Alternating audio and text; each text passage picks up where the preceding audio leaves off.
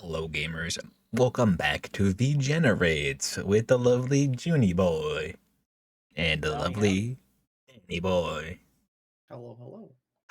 We just watched Weapons of 2025, written and directed, I do believe, both by Zach Kreger, who did Barbarian, which is an. I'm still not over the fact that Barbarian's not Mother. Barbarian and Mother came out at like the exact same time, but Barbarian is far more likely, far more should have been named Mother. I don't know why. Uh, Weird side tangent, but yeah, we just watched it. A lot of thoughts on it. We're ready to jump into this shit though. So we started. I wrote down specifically. Of course, the shooter starts at school. One of you said that. I don't remember who said that. I don't know who the fuck said that. God, we only had like 12 people in there watching the movie with us, and we kept saying the dumbest shit. I can't remember who said it, but it definitely went into my brain like the numbers, Mason, and it tickled me. Um, we have the main character. I guess it's not really. Who's really the This main movie is. character? We So have I the guess first character, I would before we say. continue, Yes. first thing, spoiler warnings from this point onward.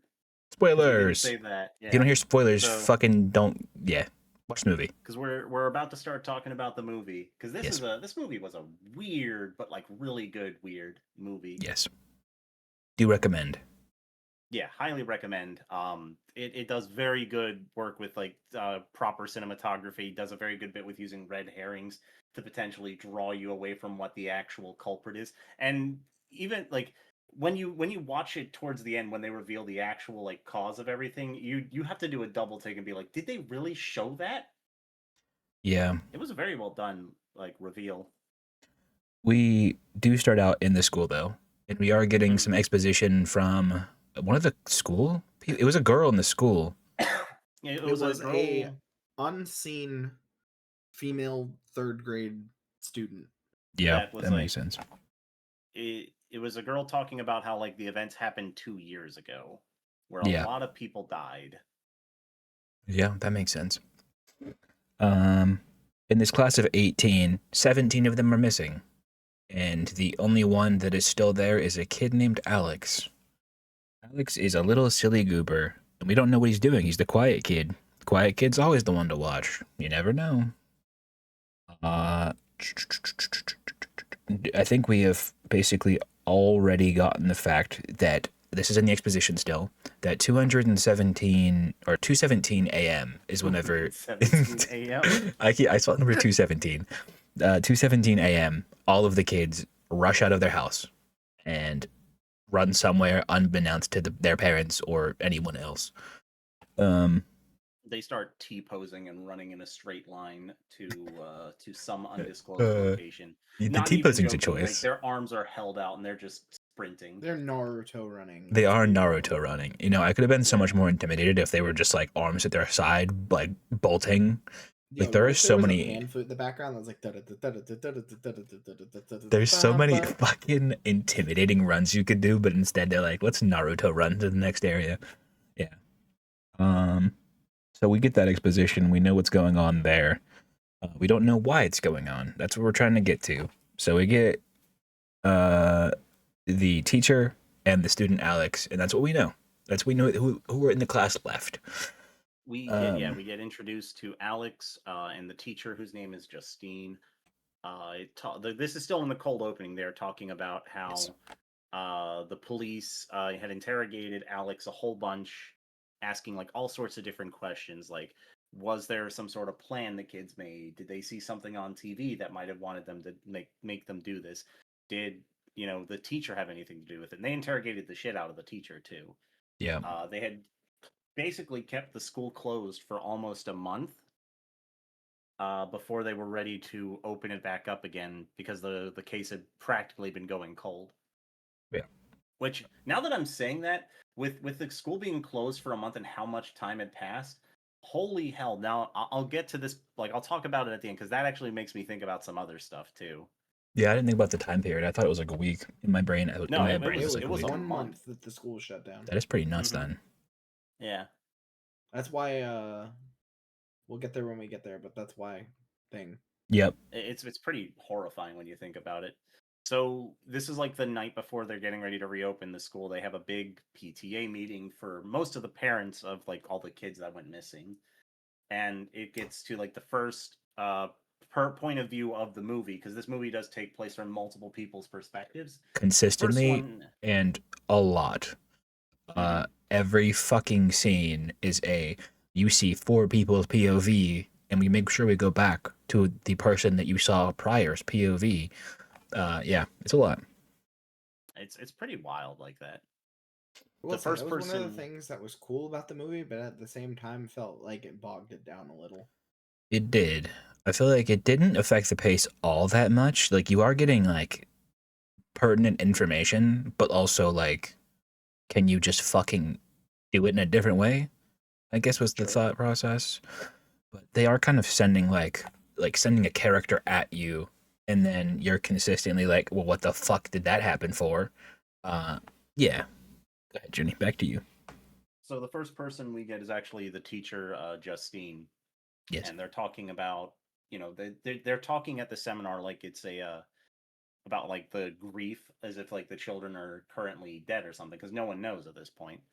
Yeah. When one of the parents stands up and basically starts yelling, asking like, because he's pissed off. It's been a month. What's happened to their kid?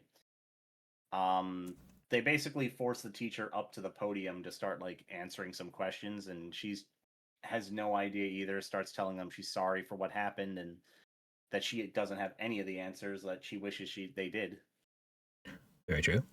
This was a good point too, because like you see how quickly things were starting to spiral out of control, because the parents were literally like, she should be locked up until they tell everyone what happened to their kids. Yeah, Like I that mean, is immediate mob formation right there. it is, but also as a parent, it's something you do understand. Like, where the Oh fuck yeah. are my kids? You're the only thing connecting to this thing. Uh, it's all in the classroom. It's 17 fucking kids from the same classroom, not like separate classrooms, all one classroom. Yep. Uh, and you kind of just want to know, like, what the fuck is going on. You're the only thing that can give us answers, and she ain't got a fucking clue. Nope, nope, not one clue. And Alex is not Do giving feel any for her information. a little bit, You but do. she also did make some very questionable decisions with her grief. She did. She made questionable decisions. Like we see more of them like immediately after, because after she gets basically chased out by all the parents, and the police have to kind of step in to keep her from getting lynched by a mob that just kind of forms out of nowhere with She's on these her way to guns. liquor store. Yeah, she goes right to the liquor store, grabs two big bottles of cheap ass vodka. She Two does. bottles of vodka, and then the next day goes back in for more vodka. She didn't have enough vodka at the liquor store. Yeah. So she goes to the liquor store, gets her cheap ass. This is actually something I wanted to like. I was kind of weirded out a little bit, and I thought it was like foreshadowing. Yeah. She goes to the liquor store. There's a druggy looking dude out front that asks her for change. She's out of the store in like a minute flat, and he asks her for change a second time.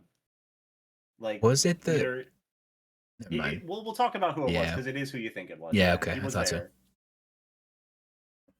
That's good. Yeah. So drives herself to her home. She's like obviously suspicious that like someone's following her, because she's just like, after what happened that night, she's wary.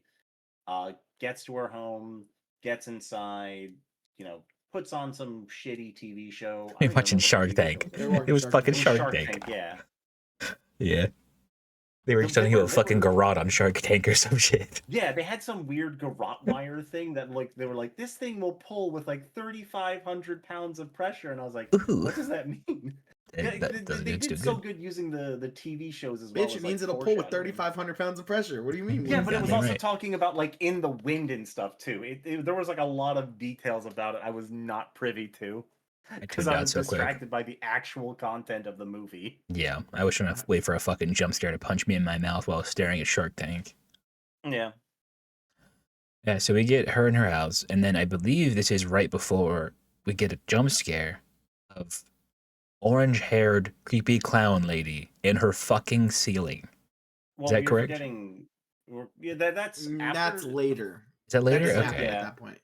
The So knock on the door. Oh, the It's the knock on knock the on the door, Yep. and door. then Okay, yeah, outside for the car. Someone had yeah, a painted witch on her car. yeah. She's a Then fucking it cuts to witch. the next day. Okay, okay. The Is next So day. Yeah, that's when she is let go from her job, yeah, and then Paul shows up, the cop. oh yeah, the Paul. yeah We she gets let love go from her Paul. job. She drives like over to the police to show them that like yeah someone vandalized her car, wrote witch on it, and then we see Paul. Paul is going to be a very interesting character. Yep. That was Yeah. Tyler's The favorite character. one of the fun things that like because like she gets fired, not fired, she gets let go temporarily from her job, but like she's talking about wanting to speak to Alex because they're the only two that are left from the class technically, and she wants Principal's to know like, what's going bitch, on. leave the kid alone. Yeah, principal is rightly like, you should really just take some time off, you dumb bitch. Yeah. Trying to think about where we're at right now. So, Uh, after let's After see, she meets up with Paul, she texts him, and then they go out for drinks at the bar. yeah, yes, where we get Paul is apparently single. Plot apparently twist. in quotations. Yeah, he's apparently single. And our teacher lady decides that she wants to convince him to have a drink. Uh, she He's also does. an AA. But we don't know that yet We in don't the know that yet. movie. Yeah, you're jumping Uh, ahead. he's also like he is very much just perusing here. You'll get to know Paul very shortly, but essentially he gets persuaded, which she probably should have fucking persuaded him. She probably should have just left it at that. Let him drink his fucking coke.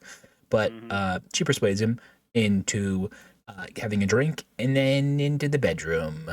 Yeah, it does like a flash forward of her waking him up the next day with some music on his phone. With some coochie trapping. Yep, she pulled the old coochie trap on him, like some bear trap shit right there. True.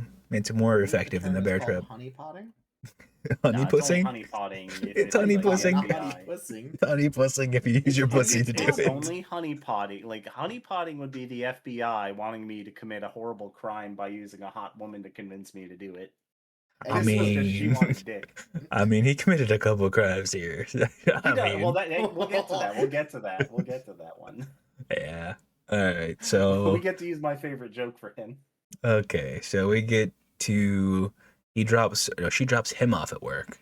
Yep. And then we are pretty quickly going to he's leaving the place after he has a conversation with he's not a conversation yet, does he? He just goes straight into the No, job after like a minor conversation. He's like, "Yeah, I'm going out." he says like leave the work to the police and stop trying to do stupid shit yourself. Yeah, yeah. I'm trying not to get ahead of myself because there is other like little portions here. Like There's a lot that goes on. it's so hard because you're in the same locations at a different time a little bit later in the movie, and I'm trying not to spoil things that you get momentarily forward, but Hmm. essentially we're going back with Paul. Paul's going out on his run. He finds someone trying to break into You are skipping so far Yeah, ahead. you're We're still skipping. not even You're done with skipping. Justine, man. fuck tits. Okay, all right, you go ahead. You go Well, ahead. no. He's technically not skipping because after Paul leaves Justine's house, we get a jump cut over to the other kid's father. No, Archer. because the next scene is literally Justine going to Alex's home to try and talk to him, Oh, and that's then right. That's right. With that yeah, happens you first. Yeah. My bad. you both are skipping things. So Yeah. she doesn't listen to the principal. Decides that her best course of action is to follow Alex home, try to talk to him. He goes running inside saying, "Leave me alone." And what does she do? She's like, "Well, I'm gonna inspect it." And the entire fucking place is weird because it's all the windows are covered in newspaper, so like Yes. no light is getting in whatsoever. She does peek in though. Yeah.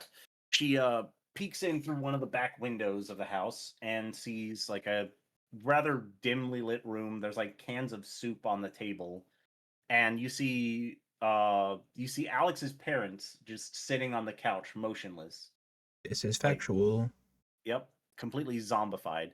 So, freak the fuck out. She, calls the principal and she's like, "Hey, can you maybe follow up on this? Because this shit's getting weird." And he's Yeah. still like, "You're doing dumb sussy stuff. Stop that." And then, because we mentioned it before, like we mentioned it when we were watching the movie, she only had like three of her major scenes were her at the liquor store. On the way We to the get liquor her store. second trip back to the liquor store, and this is where Donna shows This up. Donna shows up. Yep, Donna is an interesting character who Donna runs is the up behind character, her. but prior, a little bit of exposition. Donna is the character that they're talking about with Paul. Paul is not apparently, quote unquote, not in a relationship with Donna. They're off right now. Back to you, Jenny. They're not together. No, yeah. He pretty much said that while they were at the bar. He's like, yeah, I'm kind of technically single right now. So she follows her. She follows Justine into the liquor store, assaults her, starts yelling at her like like starts opening up a bottle of vodka and pouring it all over her. Which is crazy in public, by the way. Yeah. She pulls the bottle like she's already broken it, but she's just like holding a bottle at her head. Yeah, and just drowned. Well, she threw her on the floor first. She did. And then poured the bottle all over. Yeah. This is true. It's kind of wild because at this point, you don't know who she is quite yet. You just know it's Donna. And then you're wondering, is this like an ex? Is this his wife? Is this his girlfriend or some shit like that? You're like, Paul's doing some shady shit, or this bitch a psycho. And then the weirdest jump of this is then it literally goes to where like she's having her dream where she's at the school. Oh yeah, that was really creepy. Yeah, so cuts to a dream sequence of her. She is at the school, it's late. She's walking into her class and all 18 kids are there. All of them have their heads down on their desks. It looks like they're sleeping. And heads up 7 up. And yep, heads up 7 up looking type thing. Yes. This is where like I pointed to like one of the first foreshadowings of the movie was there was on the whiteboard was the word parasites, and it was mentioning like all sorts of different like types of parasites, like ringworms, tapeworms, heartworms, that sort of stuff. Yes. And then Alex fucking pokes his head up and he's got clown makeup on and an orange wig, and it's horrifying. It is fucking disgusting. Yeah. We get out of that pretty quickly, though. It's just a little dream, but then we go back to her. Is this where we're in her bedroom now? This is where she's in her bedroom waking up, yeah. And then we get the jump scare after this. She's like waking up, and then you get a not quite waking up to clown bitch. Yeah, clown woman poking out through the ceiling looking at her. Yes. Indeedy. From here, where do we go? This movie's so fucking confusing for me to try to recall. This was a very confusing movie because this was the next part. Like, she goes to try and bug Alex again. Yes. After the principal said, stop that. She waits outside their house for hours, and then someone comes outside through the front door. They're walking, like, arms outstretched. It looked like they had a knife in their hand. She is passed out. Mind you, huge alcoholic, this woman, because she had, like, a mega gulp from 7-Eleven that she just pours an entire bottle of vodka into. He was making a mixed drink. Very mixed. This is where she had 2 back-to-back dream sequences, because it was first Alex at the school, and then it was Clown Lady in the ceiling. Yep. Yeah. Random lady comes up to the window. You almost think it's like a smile kind of thing, where she's gonna like walk up to the window, scare the tits out of her. Yeah. Yeah. Like that smile scene was so good, honestly. But you basically think she's coming up to the window to fucking stab her, to do something, but she gets in the back seat. And you're thinking to yourself, okay, she's gonna slit her fucking throat while she's sleeping, and we're gonna get this bitch out of the fucking movie already or something. But she leans forward with this, what we see a knife, turns out to be a pair of scissors, and she cuts a lock of her hair. Ooh, witchy shit. Ooh, it's not going good. Definitely, that was like good alliteration too, because there's still the words "witch" on the side of her car and everything. Yeah, it does say a lot. And now we get to cut over to the second person. It's not alliteration. Nah, dude, I don't know. Alliteration is like witchy witch. If I say something wrong enough, confidently enough, someone will believe me. I was letting you go with it. Alliteration. It's the same sound at the beginning of multiple words. I was letting you goblin your way out of that one. I can't lie. Yeah. Tyra wasn't gonna correct me. I wasn't going to. The one thing that I'm here for is English. Yeah. Imagine like you go back and you listen to all of the podcasts where I use so many fucking incorrect words for everything. Yeah, go listen to all of the podcasts right now and see what Junie said. I was just trying to be a dick about it, but man, God, that's not what that means. No, dude, you're good. This is gonna cause someone to go back and look through all of our podcast stuff again and just point out Oh how many no! times What I what used a what everything a wrong. horrible time it'd be if you went and watched back every video on the podcast. We wouldn't want Oh that. no! Oh no! Don't watch Not the every episode. We're podcast. not little view whores. I couldn't be us. At least I Yeah, could am. never. I kind of am. Yeah. I would never. Press the like button and subscribe right fucking now if you see this and you like coochie. Sorry, continue. Even if you don't like coochie. Yeah, if you like PNR too, I guess. So Now we now get we're actually with the dad. Okay, yeah. So now it pivots over to Archer. the dad. Archer, Yes. thank you. Archer is Uh, the dad of one of the students. You do see him at the fucking the conference. He's played He by was the one that tried inciting the riot of like, why isn't she locked up? is his name Josh it was her Brolin? classroom. Is that the actor? I don't know. Josh I'm Brolin, terrible yeah, at it's Josh actors. Brolin. Yeah, it's So, Josh Brolin. Thanos is the actor. Thanos and fucking what's his tits from like the Deadpool fucking series, and he's a good actor. Cable. Yeah. Cable. Oh, Cable. Yes. Continue, He is Jenny. Cable. Danny, continue like you were saying. Yeah, he was the one that was the like inciting the parental ire at Yeah. the parent teacher meeting, where he was like, why isn't she locked up? It was her class. Like there needs to be more answers, and he's like going through sleeping in the bedroom of his son who's been missing for a whole month. His wife looks absolutely fucking done with him. She's not getting her back cracked, I will tell you that. No, yeah, And her then- bed's not broken right now. not at all.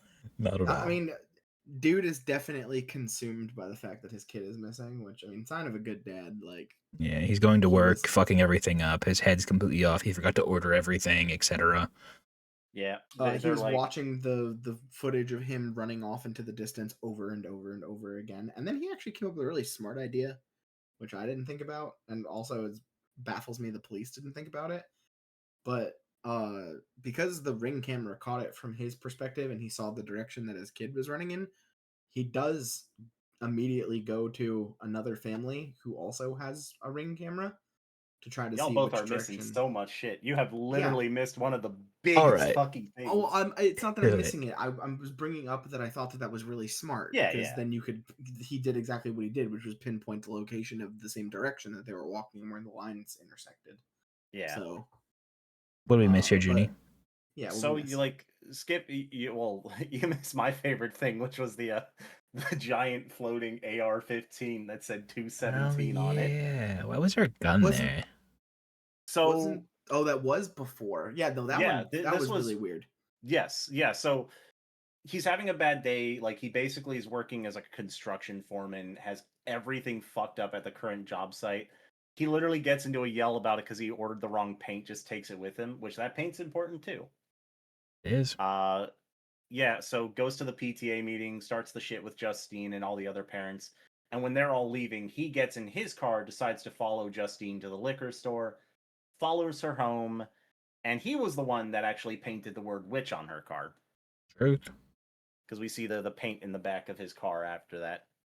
We do. So, ends up going to the police office to try and the police station to try and ask them what she's potentially withholding, because at this point it's just not working out at all. Like, they have no idea about where any of they are.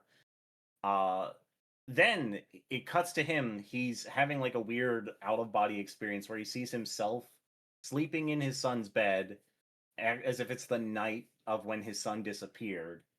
He follows his son downstairs, goes running outside in the direction his son went. It looked like it was in the direction of a radio tower.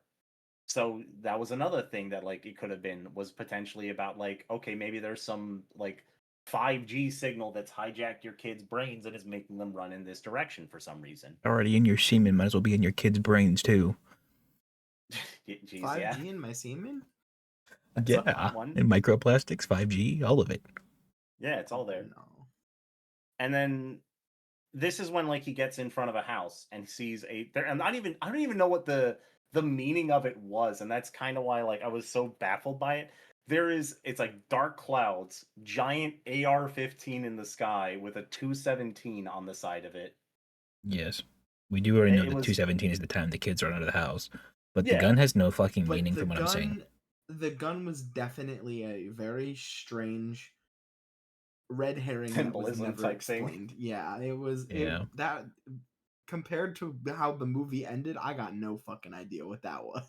Yeah, it was not Also, anything what else. up with the weird prophetic dream? How was that? Like, It was weird too, because yeah, he then like after he basically goes upstairs in the house where the gun was, finds his son in bed, starts crying to him, saying like, "I wish I found where you were," and then the clown makeup shit again. Then You he think wakes up, and that basically led him on the path to like try and figure out where the kids went, where the police were just doing jack all. the jump scare was kind of nice there, where you think you're gonna turn the fucking bedsheet over and it be the clown lady or something, but they do it and it's actually his kid, and then on the wall, the ceiling titty is the clown bitch. Continue. This is where Danny actually was on where he Yeah, went get it, on like Danny. his bizarre so detective investigation. he found out who else had a ring camera and whose kid was missing, Yes. and was trying to get the information from her, and she was like, "I'm not comfortable with that." Real So he was like, quick, "Oh, okay." that bitch in my childhood, huge crush on her. I gotta fucking look at what her name is. Yeah, I was gonna say, who was that? I forget her fucking name, but in my childhood, I wanted to suck the titties off of her body, respectfully.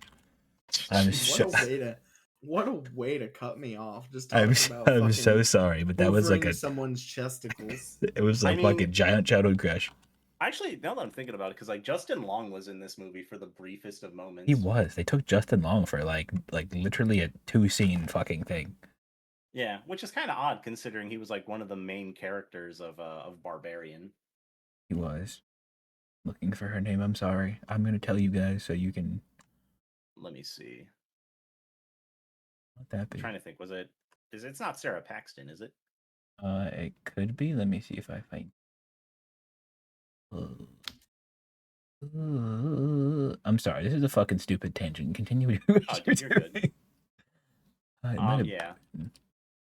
While Tyro's going on his crush escapade. It was Sarah Paxton. Okay.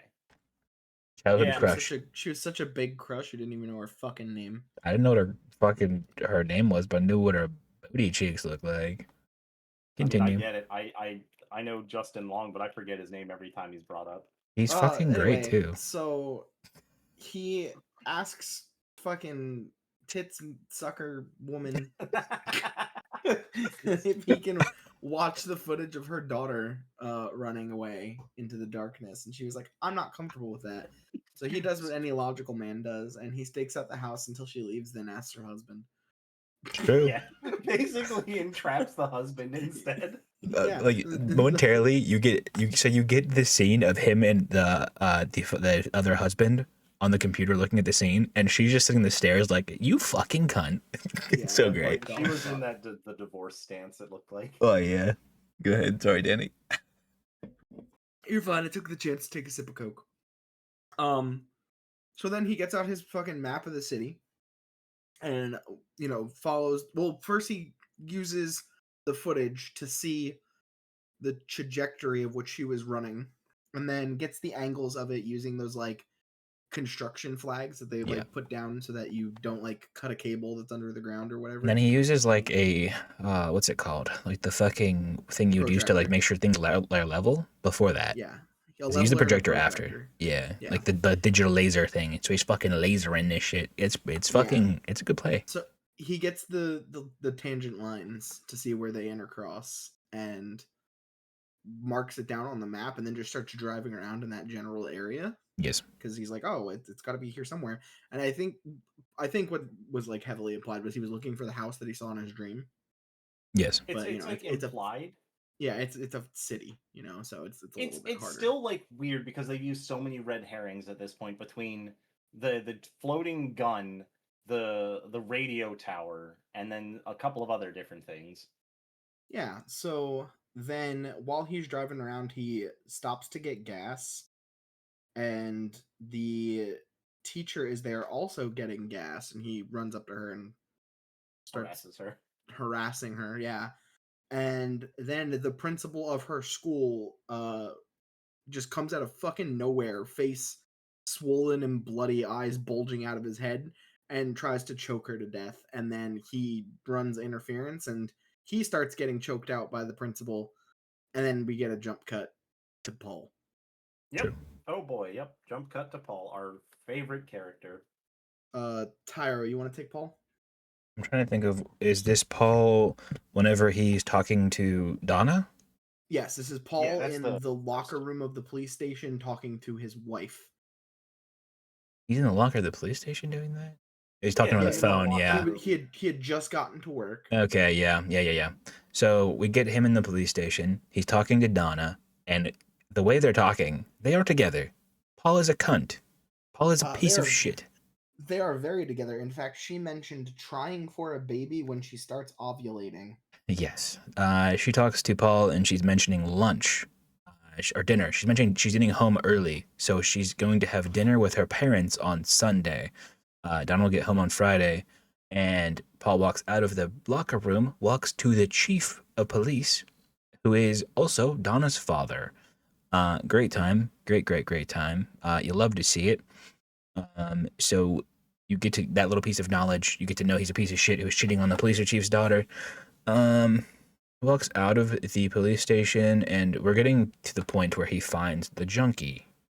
Yeah, he starts his patrol. He's patrolling. He finds the motherfucker trying to break into a building, like an abandoned building. It was a warehouse. Yeah. So we get to that, and he decides to try to question him at first, and then it ends in a chase. The chase ends in the back of a. It's like behind buildings and stuff. It's like kind of concealed. Might as well be an alleyway. It might as well be. Paul does catch the little crackhead, and he puts him in front of his police car, and he's checking him. He asks him, "Hey, do you have anything that's gonna poke me, stick me before I check you?" And the guy says no. Paul then checks him and immediately gets fucking stuck by a needle. Yoinks it, throws it out of his pocket, and gets angry, which I'm gonna be honest, I fucking hate Paul in this movie. Justified crash out. Decks the bitch in the fucking side of the head. Full on Mike Tyson's. He was handcuffed. No resistance, no expectations, just fucking mollywops him. He fucking mollywops him Tyson style. He then realizes seconds after doing this, his camera is on and pointed directly at the hood of his car. So the camera caught everything. Yeah, he's bonered if someone decides to catch that. And so he does, and this is my favorite thing. He does the traditional police thing when they realize they're about to be like they're fucked. They go and turn their body cam off. He does. Jarvis turned body cam off. Yes. So he unplugs it. He goes out and he says, "Hey, you did some fucky shit. I did some fucky shit. Let's call it even." From there, where do we go? For referencing, he also does immediately run in to get his med kit out of the car to disinfect Yeah, his he does. finger that got pricked. He was very angry. Which kind of a funny sequence. I love what they do to Paul. At least Paul didn't have to worry about getting AIDS. Yeah, I mean, he's not. Yeah, you're right. He doesn't have to worry about that. Trying to think about the sequence. He does that. He gets mad. He mollywobs him, and then where does he go afterwards? Just back to the police station. Back to the police station. He goes back to the police station first, and then he talks to the he talks to the guy again. The cop first, doesn't he? Yeah, he talks to the chief of police. Chief. Yes. Talks to the police chief, tells him, "Hey, I did some fucky shit," which, good on you, Paul. You should tell me you did some fucky shit. But they're kind of corrupting it. It's a little bit of a corrupt thing. And the chief of police tells him, like, "Hey, it's going to sit in a fucking file unless this guy comes back and comes with lawyers and shit." And then you said bar. So this is back where he's about to meet with what's-her-face again, the teacher. Yeah. This is how the fucking... This shit always fucking... Him, hey. Yes, she does text him, hey. After a bad day of arguing with everybody and getting... Very slutty, hey. A very slutty, hey. It's a you up text. Yeah. It's a Yeah. you up text at 4 in the afternoon. It is. She's already day drinking, so it's a 2 a.m. It's a 2 a.m. text. Yes. It's so we get that. 2:17 a.m. actually. Yeah, you right. Yes. So that's that thing back, and then are we getting to? Is this when we get to the teachers? No, it's Yeah, not he teacher goes to yet. the teacher's house and they fuck. Yes. Okay. What's after that? This shit, Let like me this shit see. is genuinely so hard to keep up with because I'm literally just putting together all of the flashbacks. Yeah, After because that, he goes home, and then that's when Donna finds out. yeah, She's like, "Where have you been?" And he was like, "Oh, I was out." And she Yes. was like, "Out where?" And then she's like, "You fucking asshole." Yeah. yep. Real piece of shit move, Paul. He could have literally just said like getting my hand checked to see if I have fucking AIDS or something, but he didn't say Then that. he has to explain how he almost got AIDS. Yeah. Yeah. I mean, he was doing what he's supposed to do until he mollywopped the suspect. So I Yeah, mean, like, as long as you don't mention that, I think you're okay to lie. yeah, Like, yeah. not like morally, but like objectively, if that makes Yeah. sense. Okay. So we then know how Donna is pissed as fuck at Justine. That is, yeah, yeah. That's set up. It's Um, justified. what are we going on to next? Hmm. This is he's starting his day at work. The police chief is literally like staring daggers at him through the fucking window, and Yes. Oh, he's it was going okay. outside to start up his next shift. Sees He the did priorly junkie. before this. He said, "If I see you again, we're gonna have issues."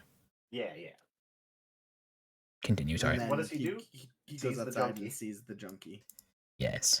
We do see the junkie. The junkie's coming back. We do realize what he. Well, we get to find out later what he was actually doing. But he's going to the police station.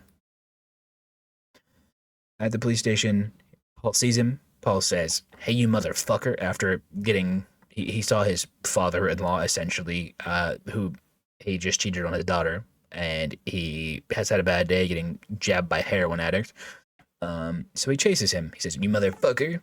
And he chases after him. We get a little scene into the woods where the crackhead is running, goes into the woods.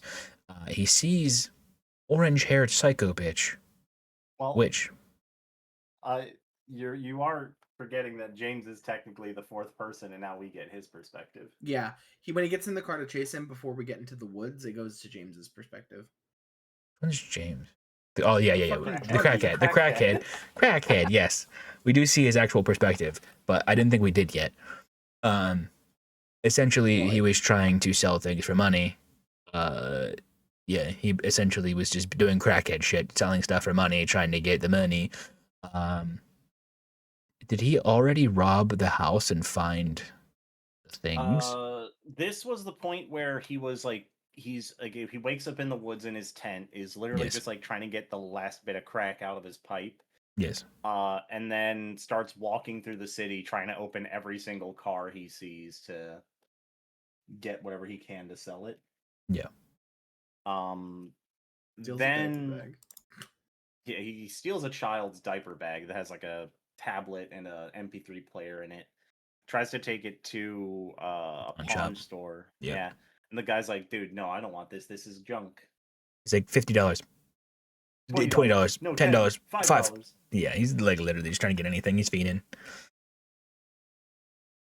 Does that, Well, and then he then we goes, get the yeah, now we get the pursuit from his perspective. yes. We get the pursuit, and then the next scene is him getting up off the floor after being punched in the fucking jaw. So I think before this, we do get him going to Alex's house. That's actually that's after because he then After, tries to go to the police after Yeah. talking about He went to the pawn shop for the first time. Then he goes to Alex's house, experiences all that, and then when he goes back to the pawn shop with the stuff that he stole from Alex's house, he sees yeah, the $50,000 reward. that's what I was saying. Yeah, he definitely went to Alex's house because before that, he had to tell Paul that what happened at the actual police station or what happened at Alex's house, so he could tell him to go there. So he goes and he steals stuff from Alex's house, and he takes it to the pawn shop, sells a bunch of like fucking forks and spoons, gets $100, walks out, and then you see his perspective of doing this. He is going towards the police station because he sees a fucking reward for all the missing children. He's like, I saw those bitches whenever I went to go steal some stuff. And then he gets chased by the cop. He runs into the woods. He hides in the tent, and he had just seen the crazy bitch, the red-haired psycho, and so he thinks that she's coming after him, and he grabs a handful of fucking needles. And whenever he starts seeing the tent unzip, he decides to fucking run and jab his needles at it and hits Paul in the face with like 3 fucking needles. Well, Paul gets fucked in this movie. Paul gets used and abused, and he deserves every fucking second of it. Oh, yeah. So that happens, and Paul's reasonably crashing out once again, picks up a shotgun, doesn't pull the trigger yet, but Sir Crackhead, as you call him, James, he has a fucking name apparently. I forgot He does, crackheads have yeah. names, and they're not just Crackhead 1 through 3,000, whatever the fuck. He tells him, I saw the fucking kids, and he's telling them, you're lying, blah, blah, blah. He's like, I'll take you there right now. So James leads Paul to the fucking Alex's house. We see James tell Paul to go in. Paul is not a smart man, does not call for backup. Therefore, James is sitting in the police car while it goes from day to night. And we eventually see Paul come back out as a crazed maniac.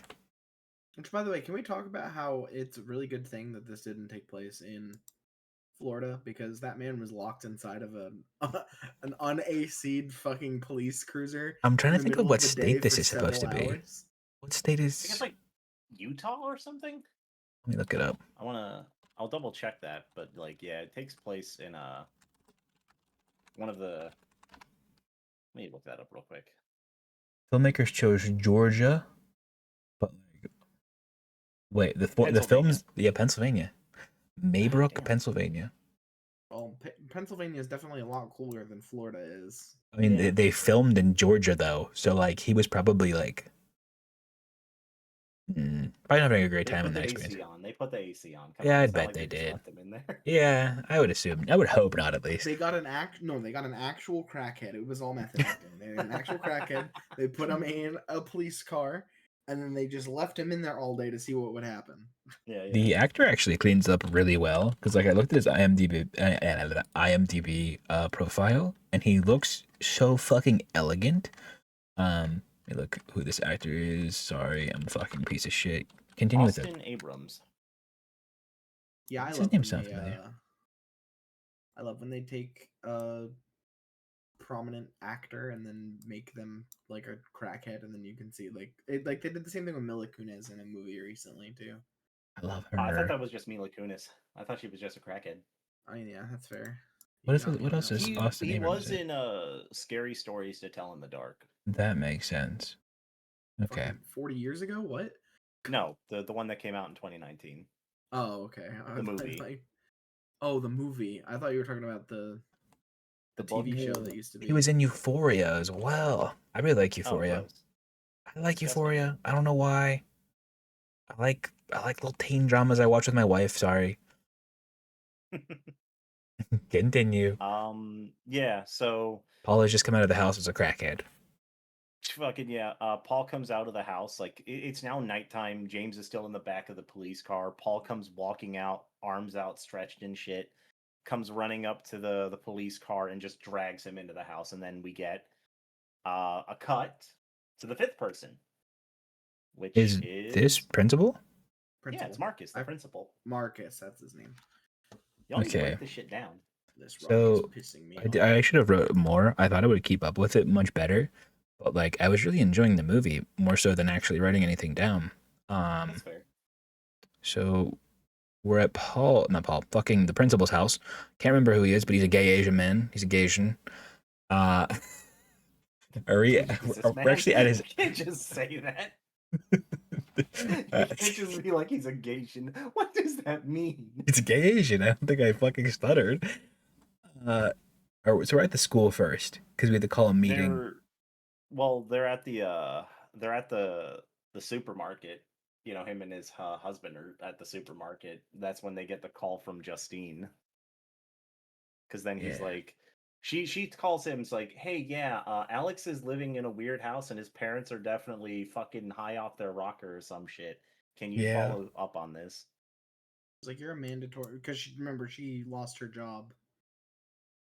So she technically isn't allowed to be around the children, and she can't report them to CPS, but he's a mandatory responder. So telling him, it basically means that like CPS He has employees to. have to get involved. Yeah. So he does contact the family, and we get Aunt Gladys. The sixth character. The sixth kid. You don't get any of her perspectives. Luckily, thank fucking God, I can't handle more of this. Well, we do get one more.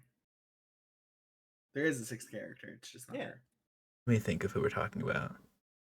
Sixth character. Starts with an A. Alex or Archer? Yeah, Alex. I guess we Alex. get a kind of Alex POV, yeah, you're right. We absolutely get an Alex POV. It had one of the most disgusting scenes in the whole thing. Yeah. Yeah. Okay, continue.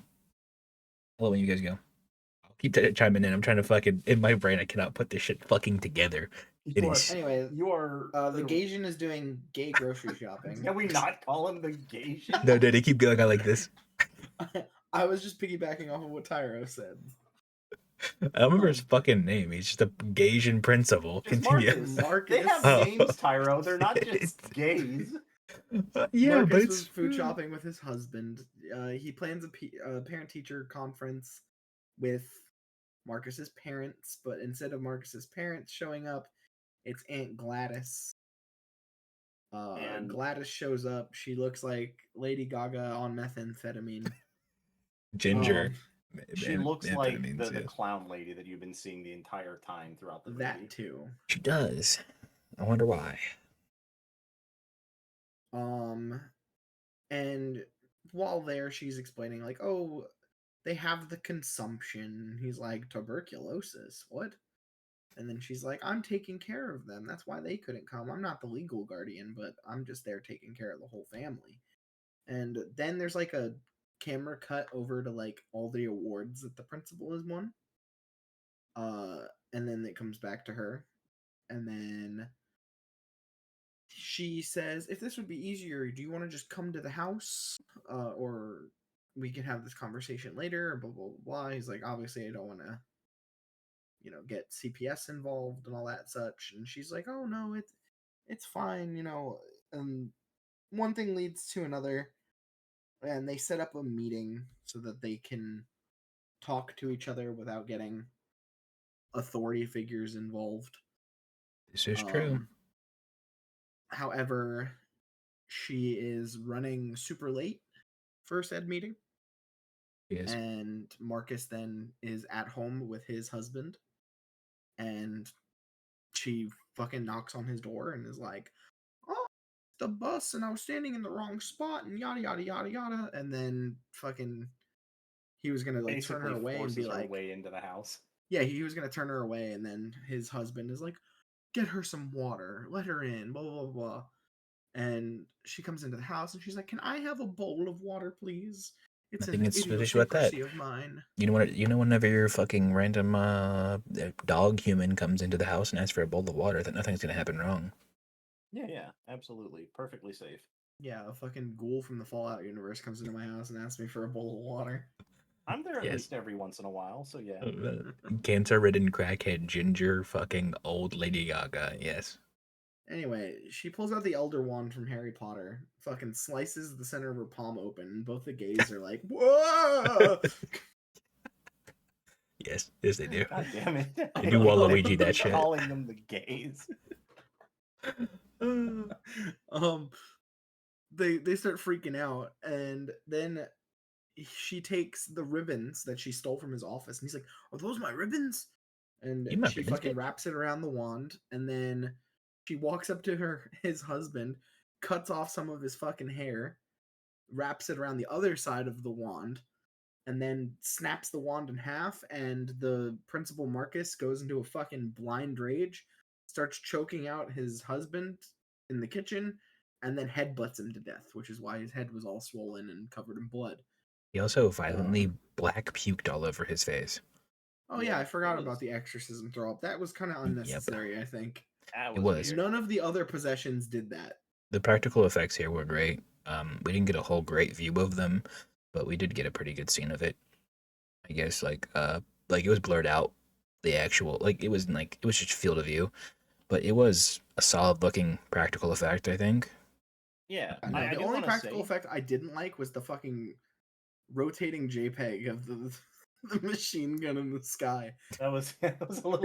It looked like the gun rising out of the fucking mystery box in Call of Duty. It was exactly that, It yes. literally Fucking looked like weird. a random select weapon, like I just pulled it from a loot box. Truth. So after this, we get Marcus, Oh, who's if is it's all right, unleashed.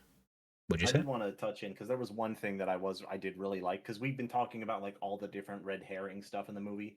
Yeah. They were literally watching a documentary on the cordyceps fungus, the Oh yeah, parasite. like the stuff from Oh Last of yeah, Us. Which, if you've played The Last of Us, you're at least somewhat familiar with it. But it is a fungus that would infect mostly like ants and other small insects, and would basically pilot them as a host. Like they're basically dead at this point. It pilots them to get to higher grounds so that the fungus can then sprout out of the body to look appealing to like birds and other animals to get eaten and continue to spread.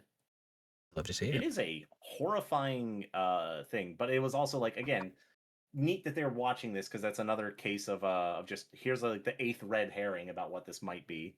Solid foreshadowing. Solid red herrings. Yes, they Yep. were really throwing it in your face at this point, Yeah. which is fun. Um. So anyway, after that, she drops the broken twig wand into the bowl of the water that had got, and it snaps Marcus back into a hypnotized but non-headbutty state. Yes, neutral, not Um, violent. yes, and then she takes the hair that was cut off of the teacher's head and wraps it around a different wand and repeats the process, which brings us back to the POV at the gas station. Yes, Which I gotta say, this was also a really cool shot because it's just the legs. It just shows the legs of Marcus running through like the street, down a alleyway, through someone's like baseball game and stuff, yes, and he is just sprinting nonstop. he is locked the fuck in. Yeah, He does show up. He goes to the gas station and get in the fight. But Josh Brolin, Archer, is fighting him mostly because Justine is not physically capable of dealing with a large fucking man trying to beat the shit out of her. Um, I know you were about to say a large Gasian. maybe. So from there we get the fight. They go into the gas station. The gas station attendant is about as useless as fucking tits on a man. That was She, actually one of my favorite lines in the entire thing. There is a literal fight going on in your gas station. Someone gets tackled through a fucking glass door display where you would yeah, keep like the Arizona cans, and he just goes, "Get out of my store!" And she goes, "Fucking help me!" it was very good. This was the most upsetting person in any movie ever. Like Yes. watches this entire event transpire over like a minute and a half. It's not like the quickest thing ever. And the only thing he has to say is get out of the door after she had screamed for help multiple times. Yes, Justine does make it to a car though. She manages to outmaneuver with the help of Josh Brolin, Archer. Uh, Then Josh Brolin gets in his car to chase after them. yes, he's telling her Marcus is basically up the ass of Justine, trying to chase her down. He's T-1000ing her. He's running directly in traffic though, and you can guess what happens whenever you don't look both ways in the middle of an intersection. A random ass blonde is gonna run you the fuck over and decapitate you. Good practical effects here once again. He is he's not decapitated, but he's cut half head. And so Bisected, yeah, basically. you see the sick ass effects. I really like this. Yeah, a lot of gore. Nice little effects. We don't get anything blurred this time. It is straight up there showing you what they worked with. They are showing you what the effects department spent their time doing, and fucking applause to them. Um, from here where we go. There's definitely a cut after this. I think too. After let me see, let me look at my notes. So You took far better get notes than split in me. half. They're back at the hospital now. It's Archer and Justine at the hospital. Because Hospital. Archer's getting that his arm looked at after he got assaulted. He meets Justine in the lobby, asks if she's okay after, he basically saved her from T-1000 zombie man that tried to, like, ruin her life. And then is this Uh, where we're driving them together? this is where he mentions that he'd seen that type of running before and then shows her Yes. the video of the kids. Yes. And then we And somehow then he's get like, back to it being Alex's house, He Yeah, shows her the actual like map, the and she map. says, Yeah. "Ooh, in that circle is Alex's house," and so they both go there together. And they see the police car. They do. And They do. then Paul opens the door. No. Does No, they open the door, but Paul is standing directly across does from the door on the opposite side of the house, just staring at the doorway. didn't he wave them in? No. No. Then it cuts to. Then it literally cuts to saying, it's Alex's point of view now. This is when we get the big Oh. fucking lore drop. Oh, so we get the. Oh shit. Okay. Yeah. I don't remember that. Um. Yeah. I'm We so okay. fucking glad. I am like a You took such good cartographer. notes. I was like, this will be so easy to explain. I remember all of these different scenes, and I remember all the scenes, but I don't remember how they fucking go at all. It does not make Yeah. any. No, it's all good, man. Okay, so what we're doing is the lore is Aunt Gladys has come to stay with Alex and his family. Mom does not know Alex very well. She didn't even go to their wedding. She did not has not seen them in 15 years. Which, if you are an introvert like the three of us, no one's coming in your fucking house like that. That's some Yeah, crackhead if shit. I haven't spoken to you in 15 years, you trying to like move into my house will absolutely be met with getting kicked out and the cops called on you. Yes. So first scene we see of Gladys, she is basically cancer ridden, bedridden, no life in her. And then we kind of see that she is better very quickly, but it's once Alex's parents are essentially zombified. It's Uh, it's yeah, it's kind of weird because like Alex gets home after like a day of school. You see like there's one kid that's been bullying him, and I fucking hate that kid. that is Josh Brolin's kid, I believe. No, yeah, it actually was. Holy shit, you're right. I didn't even make that It's connection until Matthew. the yeah. So um they're basically like, yeah, it's been 15 years since we last seen them. The Gladys never was for there for the wedding. Wasn't even there when like Alex was born or anything. And the mom and dad are both like, I have no idea who she even is, but like mom would have brought her in and let her stay. So dad drops off Alex at school the next day and says, yeah, kid, don't worry, I'll pick you up at 2 o'clock. And then Misses the doesn't, pickup. and then he has to Yes. walk home. Wonder what the fuck's going on. Both parents lifeless. He's like, Dad, where were you? And then we get the showdown essentially of Aunt Gladys is sitting at the end of the table explaining things to Alex, in which the explanation is so whenever you see people, you're not going to say anything to them, and the reason is this. And then she starts making Alex's parents both stab themselves violently in the face with Yep. forks, uh, not killing themselves, but doing some damage for sure. It's Enough to horrifying. scare a fucking third grader. Yeah. Yeah. So Alex wholeheartedly agrees. Whatever you say goes, Aunt Gladys. As long as my parents are okay, which, what the fuck, whatever you know. Uh, Alex then is going back to school and taking items from every one of his classmates for Aunt Gladys to bewitch. Um, Not yet. Not quite not yet. yet, not yet. That's what we're getting to So essentially. yeah, like basically over the next couple days, Alex sees her throwing up into a bucket and well, says, he "Oh, I was trying to use your parents, but that's not working. But maybe you can help." And he's like, "And if you help, then I get my parents back." Yep. so one of the other things that happens, not exactly like a major point, but like because this entire movie has talked about like because there's been mentions about like AA meetings and alcoholism and stuff. One of the big like I guess you could say like an allegory was that like because there's after the next day after Alex gets home after finding his parents are basically zombies. Gladys is like, there's soup in the kitchen. You're gonna have to feed your parents yourself, and she just kind of fucks off to her room. It is like, this is gonna be me just kind of like over explaining, but like, it is a very good like example of how like alcoholism can force a child to grow up if his parents are now like unavailable because all they're doing is drinking. There is some themes there for sure. Yeah, I it's can't a remember really if there fucked up was one. was there themes like that in Barbarian as well.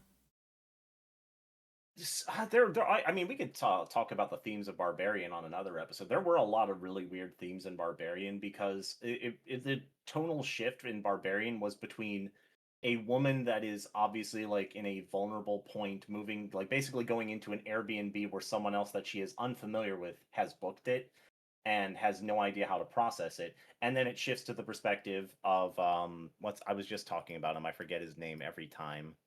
Uh, Justin Long.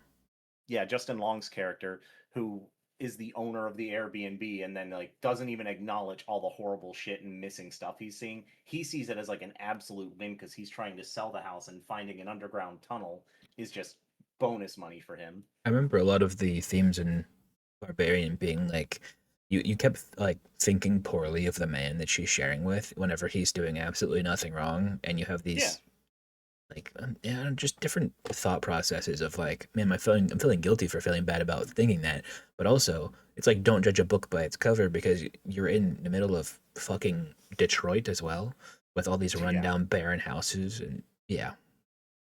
Back to this movie. Sorry. Yeah, no, I mean it's the same guy, so I It get it. is. Yeah. I was just gonna point to the yeah. So Yeah. that was the other thing that I was going to piggyback off of what you're saying, Junie. Hmm.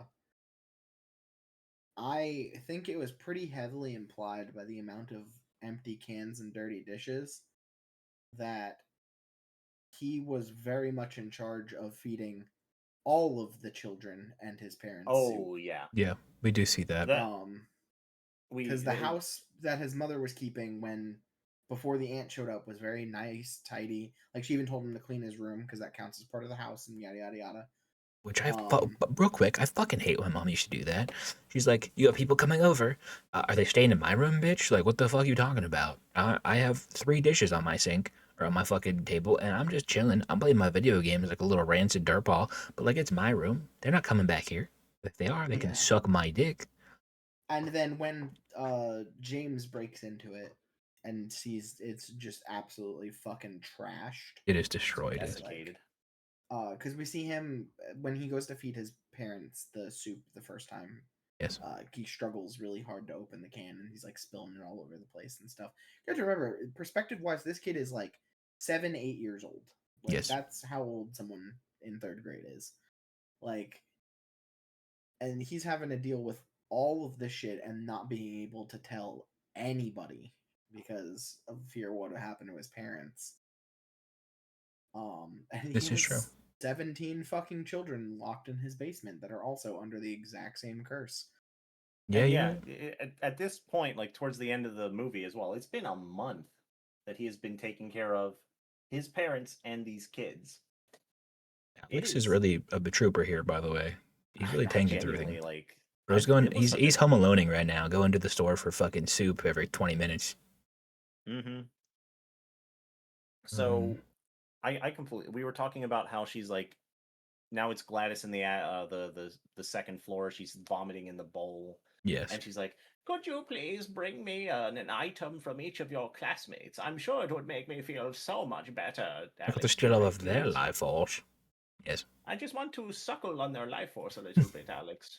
But Not also, their you can see titties. that, like, even though she's like throwing up and stuff like that, some of her real hair is growing back from the shit that she's stolen. Can we talk real quick about the fact that she had like fucking very culture appropriated fucking braids there? She had white girl braids for a moment. Like the singular white girl braid out of her bald ass Well, head. she had like four fucking. She had like almost like really shitty dreads. Did you see I'll be that? honest, I I didn't see the dreads now. She had like some cultural Yeah, she had appropriation dreads, kind of like because braids she going was on. completely bald the first time that you saw it, but then her hair started to grow back when she was siphoning life off of the parents. But Yes, it was only like a couple strands of hair here and there, and they were like all grouped together. this is true. Um, so he Uh does the thing. He does the thing. He gets the children there, or I guess he does the thing, and then she summons the children at night with the twigs. Uh, yeah, that was weird too, because like it wasn't even like the twig. She rung a bell. That was another thing that like I also was not entirely sure of. Right, she rings the bell, and there's I like think a the bell is triangle like and an a six activation. on it. Yeah, Yeah, what's a that six is. for? Yeah, I don't. I really want to look into like some of the symbolism of like what was going on there, because the triangle was another symbol that came up a good couple of times throughout the movie. Yeah, it does. It did. Um, I was gonna say, So yeah, we get to see what happened, the event of that evening where all the children ran away. She just kind of rings the bell, walks out, opens the front door, and all the kids come quietly running in and down into the basement. Which is the first time a kid's And done anything quietly ever. yeah, it's kind of wild. Yeah. So, but it also like the next couple of scenes are like Gladys basically being like, "Hey, guess what? There are going to be some police coming here, dearie, and I want you to help me make sure they don't find the kids." Yeah. So like they basically just voodooed all the kids outside when the police were there. Correct. Um Damn, and then well, let's see. So like after that, oh yeah, this was where actually like it was the blink and you miss it kind of moment, because very first part of the movie, like after the kids go running, is they're talking about how they're interviewing they interviewed the parents, they interviewed Alex, and in the scene where they're interviewing Alex, you actually see his dad on his side, and then also Aunt Gladys on the side is on the other side, Yes. which, because of how they framed it initially in the first part of the movie, you would not have noticed that initially, and it was really well done. Where it was a big reveal because Aunt Gladys is like, "Ah, yes, he had a bit of a stroke, so I'm talking for him now. But please do go on." Yep. Dad's zombified. Dad can't do anything. She's talking for him. They're trying to make sure that CPS isn't called, but then they do end up um getting some different visitors to the house. Hmm. I think that's basically where we're at, aren't we? Now it cuts to the last thing that happens is like she's like, "Alex, get ready. We're leaving soon." And that's when the weird thing was then like she puts an entire like salt barrier around the house in different It was parts. like a tripline. If they stepped over it, it activated the hypnotized people to attack, because that's what Yeah. happens later on. That's why she Yes. told him not to step over it, because then they would start attacking him. So back to the main story. Justine and Josh Brolin Archer walking into the house, trying to figure out what the fuck's going on. We have Paul standing directly across from the door on the opposite side, staring at the door. And so Justine reacts, Paul, what the fuck are you doing here? Walks forward, steps on said salt line, and activates Josh and James, who is to the left of the door. James runs at Archer, and Paul runs at Justine. There's a little bit of a fight here. There's some fucking bullshit. Uh, Oh, the potato peeler.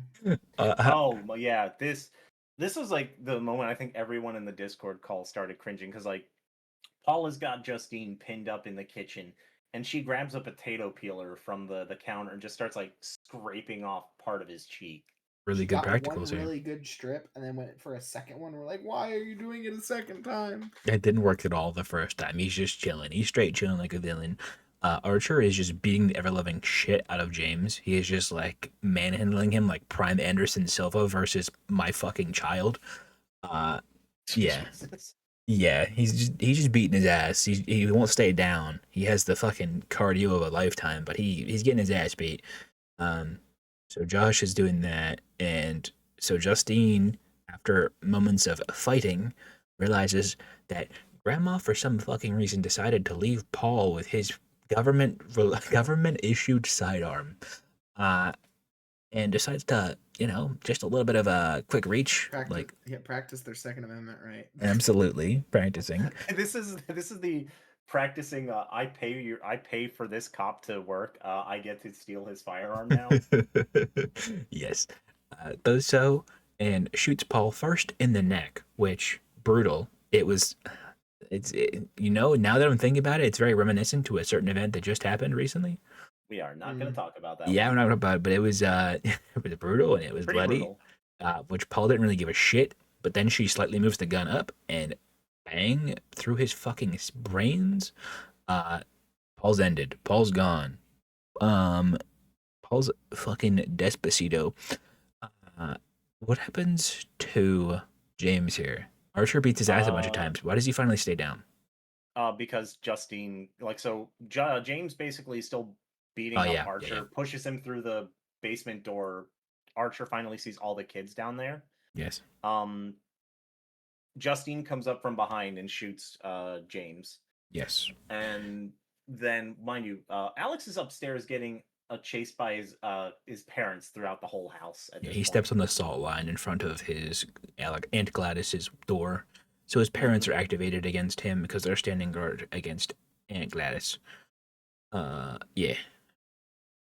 So Have good. This is like where we also kind of like we all kind of agreed in the Discord. It's like, why did they split up? Because Justine just kind of is like is in the kitchen doing nothing. I think she's looking at Paul's corpse. Yes. Archer goes down into the basement, sees all 17 kids, and then also sees the Gladys, who rips off his necklace in like an instant and somehow makes him into a fucking zombie like that fast.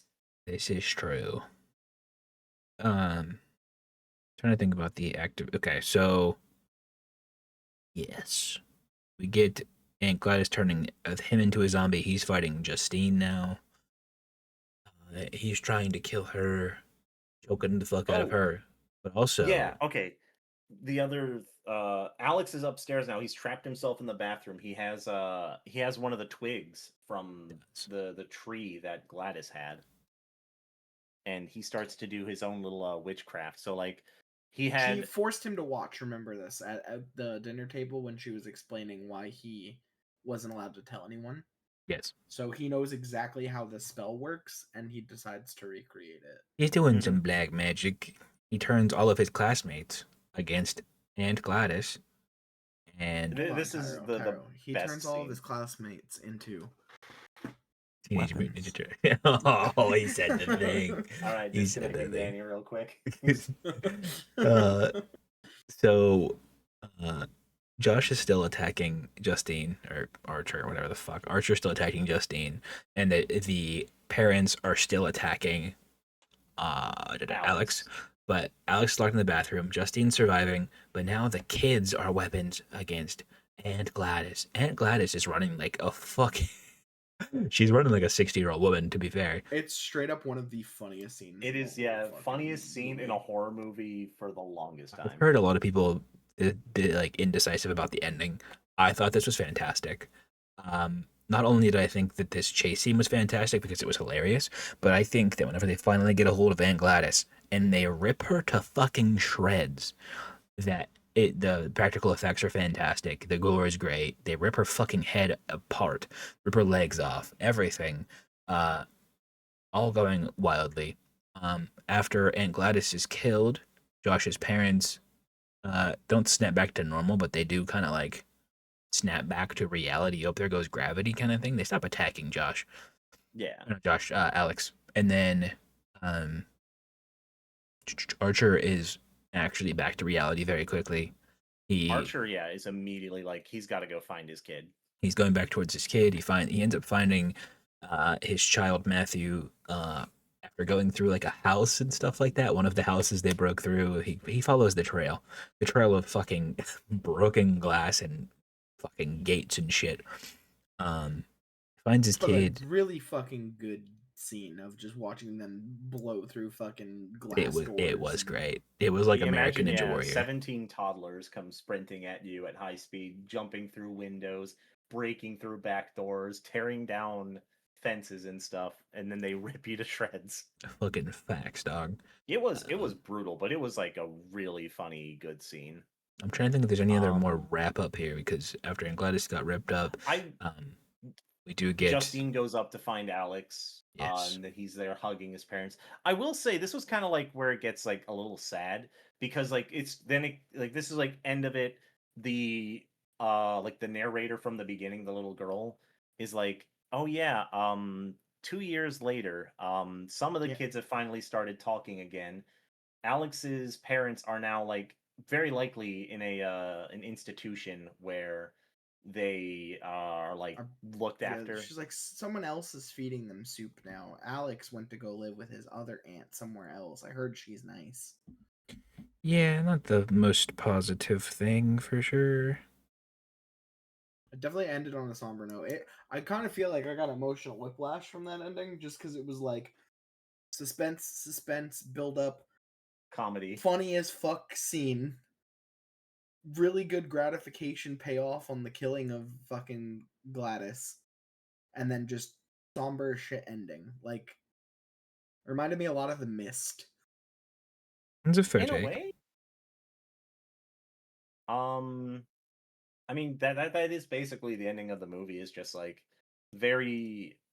I don't want to say it's like it's weird. It's definitely like a complete flip flop from what you experienced the last like 2 minutes of the movie. Yeah. Um, I do have some like fun facts about this movie that I wanted to mention. Yeah. All right, hit us.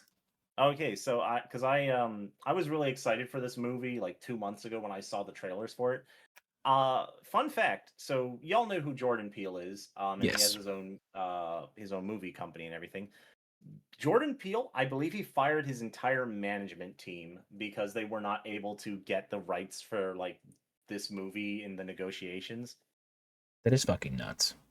I want to double check that real quick, but yeah. That is something like huge to fail at, and I mean, not only just for like monetary reasons, but also like you're then not just the sole proprietor of that movie. Right It's like here, for your legacy too. Jordan Peele reportedly fired his management team at Artists First, including managers Joel Zadig and Peter Principato, after losing a bidding war for the horror film Weapons in 2023, though the firing was reportedly by various outlets in early to mid 2025. So it actually happened like 2 years prior, and we're only just now like learning about it this year. That is nutty. What other kind of fun facts we got? I mean, like there's like because we talked about like the potential sub points of the movie because like let's see all the different imagery we had, right? There was grief, loss of loved ones, Yes. alcoholism. You could even look at like the giant AR-15 in the sky as something talking about school shootings because in a same way that can be tied to loss of loved ones because at 217 like all those kids basically just disappeared from people's lives, which is a lot of people talk about mass tragedies like that. Yeah, that is uh fair. there's stuff you could talk about like the AIDS epidemic because of how like when the junkie started stabbing the cop a couple of times. Yeah, there's a That was lot like of a big fucking scare. interesting choices in this movie for sure. Yeah, Overall, I think it's probably like an 8 out of 10 for me, to be honest. i'd say I'd say like 8.5. Yeah, is probably a good place to put it. Yeah, It's I definitely A worth little more watching. critical of it. I'm gonna go probably like a 7.5. It was a very good movie. If I'm being completely average, I think it was a very good movie, but there was a lot of stuff that didn't really sit right with me, I yeah, guess. Um, yes. I think the that ending being one of them. Like it kind of just as weird as this sounds, it did just kind of end. Like they Hmm. killed her and then the movie was over. Like There was yeah, no what's the word wrap up. for it? Well, it we wouldn't wasn't say like the wrap big up. There bad was no like Scooby Doo is the Scooby Doo of the villain. He isn't dead type of thing or anything like that. I don't know. there was no gosh, what's the word for it? Um I don't want to say absolvement, but like there was no Resolution essentially. closure. There was no Closure. closure for Yeah. a lot of this. It was literally just, oh, she's dead. Man goes and grabs his son, and then we get that outro with the narrator's just like things are still kind of messed up. Things are still kind of shit. Everybody's Yeah, psycho still. from a character that isn't in the actual movie just kind of popping up on screen. It's kind of like beating a really old video game and then you just get congratulations but it's spelled wrong. Yeah, that's a Like that's a good way of putting it. Yeah, you're not wrong. Congratulations, you did. Yeah. Overall, I think that I, I don't know how you guys really felt about it, but just like the way this just, like the movie's put together with all these like flashbacks and like to like moving around to everybody's perspective so often, it wasn't like it wasn't hard to pick up on. Like obviously it's harder for me to like be like, okay, well this flashback happened then. You do know the actual like gist of the story, but it was Yeah, kind of a weird way of doing it so often, like to so many different characters. I yeah, think that like maybe we could have had little bit less flashing back, but also that was their way of giving all of the different exposition of what the fuck was happening.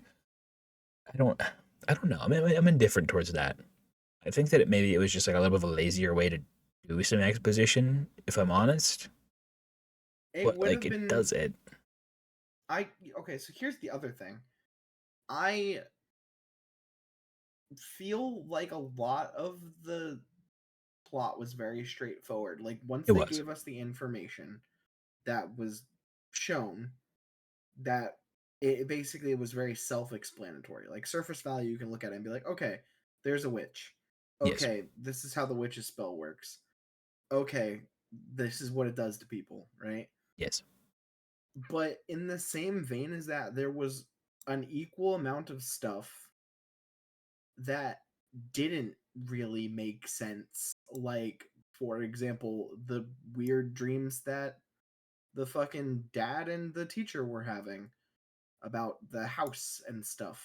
And The house and the school, yeah. Yeah. yeah, the house and the school, and like showing that like it's the aunt, like because like the representation of like the weird fucking clown doll face or whatever, Yeah. and Yeah. showing that like that was like her influence on things, like Mhm. that was never explained or into. She wanted to keep a low profile, so why would she be fucking with these people that are Um, heavily involved in the situation?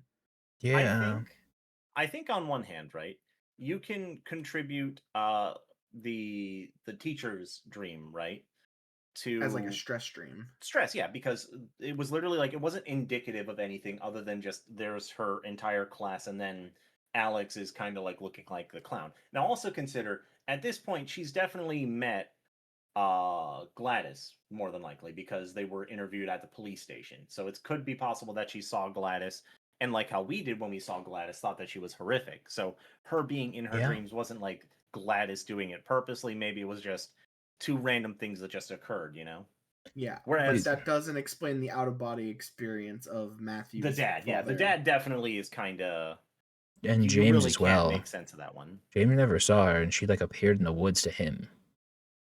I'm actually trying to think if James did see her because that's a No, good point. James literally didn't see her. He saw the puppets in the house, and then when I say puppets, but I meant like the mother and the father and the Yeah. children in the basement. And then when he saw the children, he fucking started bolting it out of there because Actually, he wait, was. did Gladys appear to him? Like, wasn't she the last thing that jump scared him in with the kids? Like, the kids didn't move at all, but then Gladys appeared like fucking Gollum. Was that a thing? No. Was that someone else? What were you talking about for James? Yeah, it wasn't for James then, was it? In James, James breaks into the house, sees the kids in the basement. They all turn to look at him, and then Alex's parents get up to like start chasing him. Yeah. When did we But at see that point, Gladys as actually, Gollum? at that point, he could have seen Gladys because he was in the house, Yeah, it and was in then the house. he goes to tell the police, sees her in the woods, so it could be explained for him. I do not know how Archer would have seen Gladys other than like maybe at like a parent teacher conference thing. I don't think she went to that though. I don't I think don't so think either. she did either. She was at the police station at one point. Yeah, I don't know. Either way, you guys have anything you want to say? Wrap it up. Huh? No, I think I've covered everything that I had like notes on for the movie. Yeah, that was pretty much it. Like I said, like the movie was good. It was definitely an interesting watch, and it kept our brains like focused on it. There was just some things that kind of irked me the wrong way. For Like I sure. Yeah, said, that's fair. the emotional whiplash of the ending, like it was really funny sitting there laughing with everyone about it as she's just fucking torn asunder by a bunch of 8-year-olds. She is And grandma that running was that shit too. She's waddling that her way, it trying was to avoid death. it was also really funny, like just thinking about it from the perspective of the children actors to just be able to like juggernaut your way through a piece of fucking breakable glass. Like that must have been so fun for them on shooting day. Had to have been a great time. Oh yeah. And then in the other perspective, it's like we understand that she's like siphoning the life out of the people so that she can like sustain herself. But Yes. we don't really get the context of like where the magic comes from other than the fact that she is a magical witch. Because there's Additionally, now that you're nothing. mentioning that, sorry, go ahead. I didn't No, mean no, to. no. I was gonna say there's nothing like innately magic about her because I mean technically I guess it could be because they're related, but an 8-year-old replicated the spell that conquered Yeah, her life. I was gonna say if all of her magic is based on like because you saw what she did, she pricks her hand or like cuts her hand open, smears some blood on a branch, and then she can do that, and then it's like, so is it? is it the case that he can do it because he's related? Is the better question. Is she even related to them? That's a great Because for question. the fact is, like, even the parents were like, I don't even think we know how we know her. And they were just Yeah. like, well, she's family. She's got to stay. Wouldn't mind some prequel to this. I could see something being really good for a prequel movie for this. Funny you mentioned that, actually. There was talks about making a sequel in the same universe, technically, not necessarily like direct sequel to it, but there were talks about making a sequel in the same universe, which could Nice. explain more about like where the witches come from and stuff. I feel like if we got more explanation of the supernatural aspects of it rather than just kind of it all feeling like a very strange fever dream that's actually happening, it probably would have been a little bit more of an enjoyable watch for me. But it was just Yeah. kind of like this witch is real. Take it at face value. It's like, okay. Yeah. I think I It could do did them with kind of more like with all the exposition. red herrings, yeah, just be like, you just got to accept that the witches are real, man. Yeah, a little bit less flashing back and forward and giving us red herrings, and a little bit more exposition would probably have helped the story a lot more. Also, I guess if I'm going to complain about one other thing, this movie was 2 hours, and there was a lot of it that just could probably have been trimmed down. Just like our podcast, that is an hour and 25 minutes right now. I mean, yeah, I love this movie. Like, I had a lot to say.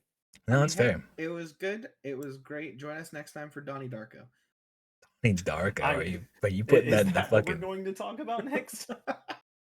I don't know. I just figured I'd say something weird. He's just throwing it in Okay, the fair fucking enough. mix. I think we're gonna do some analog horror soon again.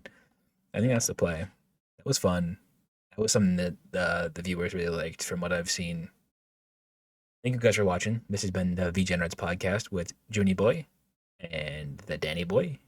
And we'll Y'all be have a good back one. soon. We love you. Goodbye.